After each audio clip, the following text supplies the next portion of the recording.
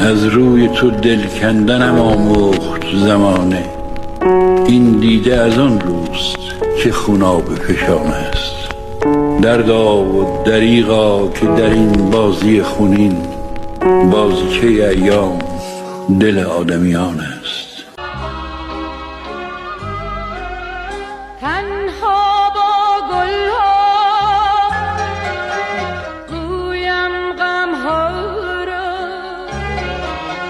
چه کسی داند ز غم هستی چه به دل دارد.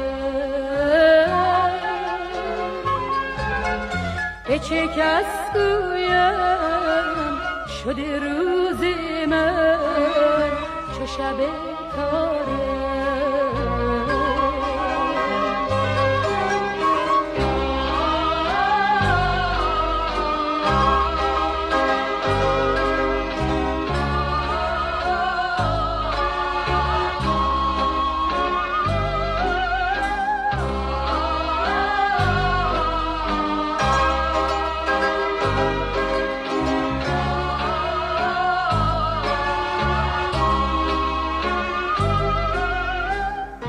نه کسی آید نه کسی خواند ز نگاهم هرگز راز من.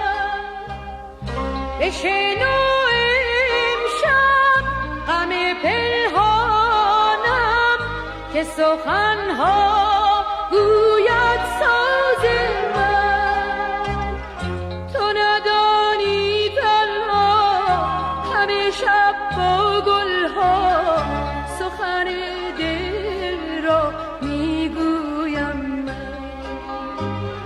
چو نسیمی یارم که وزد بر بستان همه گلها را میبویم من.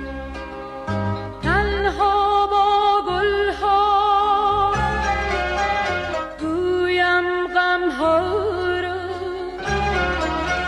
چه کسی داند ز غم هستی چه به دل دارد. به چه کس گویم شده روز من چو شب تاره.